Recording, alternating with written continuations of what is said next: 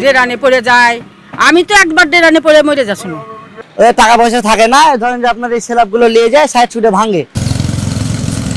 রাজশাহী শহরের সিটিহাট অভিমুখী বাইপাস সড়কের দুই পাশে থাকা ড্রেনের ম্যানহোলের স্ল্যাব চুরির ঘটনায় চরম ভোগান্তিতে পড়েছেন স্থানীয় বাসিন্দারা।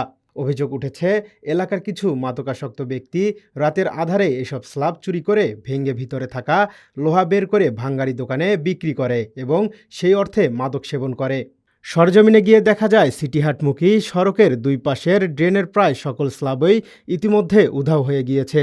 এতে সড়ক ও ফুটপাত ব্যবহারকারীরা প্রতিনিয়তই দুর্ঘটনার ঝুঁকিতে রয়েছেন। স্থানীয় বাসিন্দারা জানান, দীর্ঘদিন ধরে ধারাবাহিকভাবে এই চুরি হয়ে আসছে। তাদের দাবি, এলাকার মাদকাসক্তরাই মূলত এসব স্ল্যাব চুরি করে ভেঙে লোহা বিক্রি করে।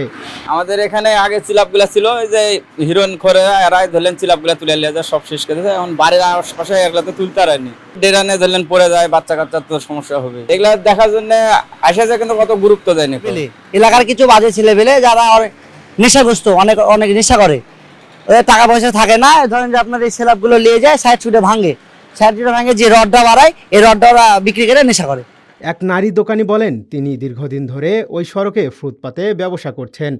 প্রায় দেখেন মাদকাসক্তরা ড্রেনের স্ল্যাব খুলে নিয়ে যাওয়ার ফলে বর্ষার সময় ড্রেন খোলা থাকায় পথচারীরা পা পিছলে পড়ে গিয়ে আহত হচ্ছেন। তিনিও একবার এমন দুর্ঘটনার শিকার হয়েছেন বলে জানান। হ্যাঁ, সব গেলেনে দেওয়া ছিল, সব খাই নিয়েছে তিলে তিলে। হিরণ খরেরা বেচে দেয়, ভাঙ্গে বেচে দেয়। দেখে বললেও পুলিশেরা ধরে না। সমস্যা হয় না, মানুষের কত সমস্যা হয়, হাঁটতে পারে না, ডেরানে পড়ে যায়। আমি তো একবার ডেরানে পড়ে মরে যাচ্ছি না। এলাকাবাসী ও সচেতন মহল দ্রুত এ বিষয়ে রাজশাহী সিটি কর্পোরেশনের হস্তক্ষেপ কামনা করেছেন। একই সঙ্গে চুরি হওয়া ড্রেনের স্ল্যাবগুলো পুনরায় স্থাপন এবং দোষীদের বিরুদ্ধে ব্যবস্থা গ্রহণের দাবি জানিয়েছেন তারা।